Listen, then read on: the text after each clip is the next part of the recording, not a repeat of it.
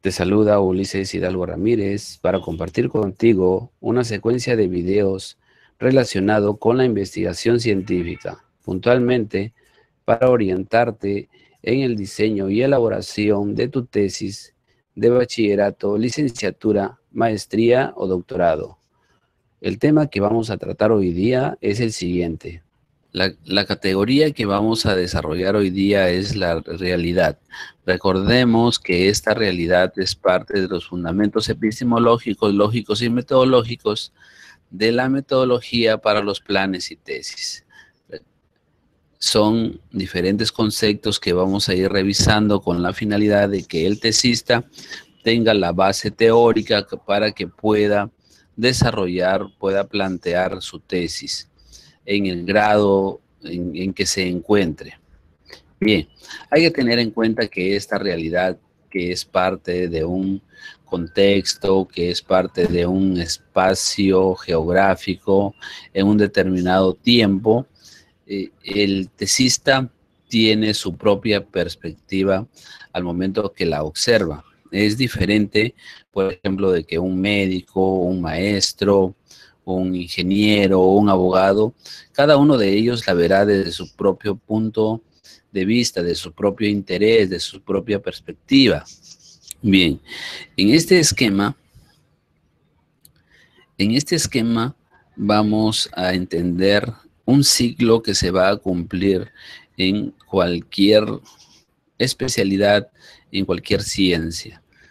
El observador, el sujeto que está estudiando esta realidad o el sujeto que está observando esta realidad debe de tener presente siempre lo siguiente, que para esta realidad él debe de tener base científica, él debe tener conocimientos científicos. Recuerden que estamos haciendo investigación científica. ¿Y para qué debe tener esos conocimientos? Que son conocimientos aceptados, que quizás son provisorios porque siempre la ciencia es dinámica, porque la ciencia siempre está cambiando. Los conocimientos siempre evolucionan. Pero esos conocimientos al tesista le van a servir para que él pueda observar esta realidad y pueda identificar el problema o la falta que él pueda detectar en alguna actividad o en algún hecho o en algunas acciones que se le pueda presentar. Entonces, él, al poder observar esta realidad, él detecta que aquí en esta realidad hay un problema, entonces él va a hacer actividades, él va a hacer propuestas, él va a hacer investigación. Y al hacer investigación, él va a hacer la investigación científica. ¿Y esto para qué? Para que él pueda dar propuestas, para que él pueda dar soluciones, para que él pueda dar conocimientos nuevos. Entonces, estos conocimientos nuevos van a ser aportes. Estos aportes van a servir para que se incorporen al conocimiento nuevo, a la ciencia nueva. Bien, hay que recordar que cuando hablamos de la realidad es todo lo que nosotros tratamos de conocer, es todo lo que existe, que somos nosotros también parte de ella y que ésta está en permanente movimiento, cambio y evolución. Aquí se puede hablar de un factor positivo. En la imagen se puede observar que la tecnología, por ejemplo, en sus inicios, cuando utilizábamos teléfonos móviles, estos eran de tamaños un poco más grandes, ¿no es cierto? Después se fue reduciendo y fue mejorando la capacidad de cada uno de ellos. Entonces aquí se puede hablar de ese factor positivo, que es un cambio que significa mejora. Entonces aquí se ve el balance que es positivo. Entonces, para hablar de evolución se habla siempre en términos generales de una evolución físico-química, de una evolución biológica y de una evolución racional. ¿Qué significa esto? Que primero, pues en Lo primero en crearse, lo primero en existir fue todo lo físico-químico. Luego se inició la vida y luego de iniciarse la vida, el hombre es ya el que origina ya pues la evolución racional, la evolución del pensamiento. Entonces, aquí podemos hablar de tres tipos de pensamiento: del pensamiento mítico, del pensamiento filosófico y del pensamiento lógico, ¿no? Después vamos a ir explicando cada uno de ellos, y también vamos a ver esta parte de la ciencia independiente y los requisitos de una ciencia. Cuando hablamos de ciencia independiente, esta debe de tener tres características. La característica que debe de ser descriptiva, explicativa y predictiva. Y los requisitos de esta ciencia son tres también, que debe de tener un campo especializado, debe tener un contenido propio y debe tener un pensamiento lógico. Entonces, la relación que existe entre la ciencia ya establecida, la investigación y el hacer ciencia es la siguiente, ¿no? Cuando se habla de la ciencia ya establecida es aquel conjunto de conocimientos que ya son provisoriamente aceptados, que están establecidos, son sistematizados por la humanidad. Recordemos siempre que estos conocimientos están en constante evolución, en constante cambio. La ciencia es dinámica. La ciencia siempre está en constante cambio. Y la investigación es el conjunto de actividades que desarrollamos para obtener el conocimiento nuevo. Una vez obtenido este conocimiento nuevo, la investigación científica es aquella que se estructura de una manera racional, que integra estos elementos indispensables que son la investigación y la ciencia ya establecida. Entonces, cuando se hace investigación científica, se integra la investigación y se integra con la ciencia ya establecida. ¿Cuáles son las funciones de la investigación científica? La investigación científica tiene tres funciones. Una que es la descripción científica, otra que es la explicación científica y otra es la predicción científica.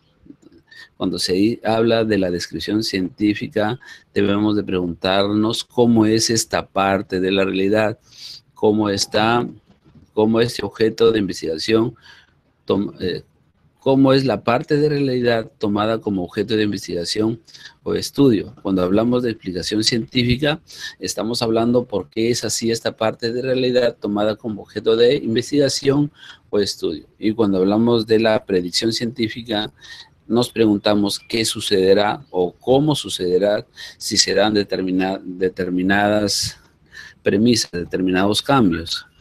Los requisitos básicos para que una investigación sea científica: que el problema que pretendemos resolver sea nuevo para la ciencia, que plantee una propuesta nueva, que siga un método y que aporte a la ciencia ya establecida.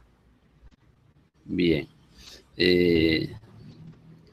Albert Einstein decía: nunca consideres el estudio como una obligación, sino como una oportunidad para penetrar en el bello y maravilloso mundo del saber. Un pensamiento de un genio, un pensamiento de un investigador.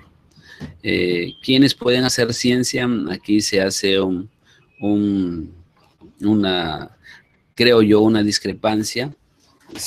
Algunos plantean que todos pueden hacer ciencia. Yo considero que no todos se podrían hacer ciencia. Podrían investigar, sí, pero no una investigación científica. Pero hacer ciencia, no. Yo creo que se puede decir que los requisitos que se debe tener, pues, para hacer la investigación científica es que se dice que puede hacer investigación científica los seres racionales que usan el pensamiento lógico, sobreentendiéndose que además son seres vivos, animales e inteligentes. Ojo, la condición es que sean racionales y que utilicen el pensamiento lógico. Los niveles que puede alcanzar una investigación son la investigación exploratoria, la descriptiva, la correlacional, la explicativa, la predictiva, la de segundo nivel y la de primer nivel. Un plan de investigación que fue desarrollado por el ahora ya abogado José del Carmen Yenque, un amigo que él hizo una investigación, y aquí lo que quiero yo resaltar es lo siguiente. Aquí el factor de la realidad, porque estamos hablando de la realidad. Miren, esta es una matriz para plantear la subhipótesis y la hipótesis global de la factual explicativa con el llenado completo. Aquí hay datos que no los muestro, no los muestro, y ahí se van a notar un poco, no los muestro porque es una investigación que tiene un autor. Bueno, lo que quiero resaltar entonces es esta parte de la realidad. Veamos, en la realidad nosotros habíamos dicho que, a ver, en el inicio,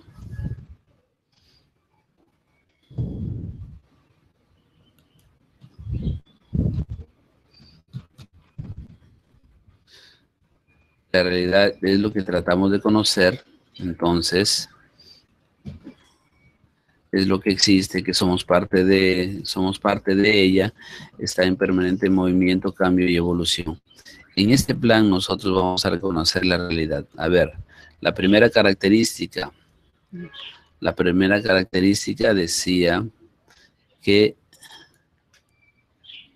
la realidad es lo que tratamos de conocer. ¿Qué trataba de conocer este tesista? Era la formulación y aprobación de la normatividad tributaria de la Municipalidad Provincial de Lambayeque. Eso es lo que él trataba de conocer. A ver, es una realidad que existe, que está en un espacio temporal, en un espacio geográfico, en un determinado contexto. Además, que somos parte de ella, claro, porque tenemos que involucrarnos, porque tenemos que tener acceso a los datos, porque debemos manejar la información. Entonces, somos parte de ella. ¿Que está en permanente movimiento, cambio y evolución? Por supuesto que sí. ¿Por qué? Porque, a ver, veamos, esta investigación fue desarrollada en el 2014. En el 2014, al 2015, al 2016, esa realidad seguramente que ya ha tenido que ir cambiando, esa realidad ha tenido que ir mejorando, o sea, ha tenido que ir corrigiendo. Entonces es una realidad que está en constante cambio, en constante evolución. Hay un factor positivo, no es que se retroceda, no es que se tenga que seguir en el error, sino lo que se trató aquí en esta investigación es que se tenía que formular, se tenía que hacer una propuesta para mejorar este problema que se encontró. El problema, aquí lo resalto para que nos demos cuenta aquí en esta matriz, fue que este investigador, ¿qué encontró? Encontró incumplimiento. ¿Incumplimiento de qué? De las normas, incumplimiento del marco teórico, del marco referencial, encontró incumplimiento de las funciones de los trabajadores, de los funcionarios públicos, de los servidores públicos, de los que administraban el derecho, la parte del derecho en esta municipalidad, no la cumplían. Entonces, esa es la realidad de nuestra... que en el ejemplo de este plan, recordemos que estamos en la parte del plan, estamos planificando, comúnmente le denominan el proyecto de la tesis. Esto ha sido todo por hoy y estoy a la espera de tus opiniones, tus aportes, tus críticas, tus comentarios para el enriquecimiento de esta actividad. Conmigo será hasta otra oportunidad.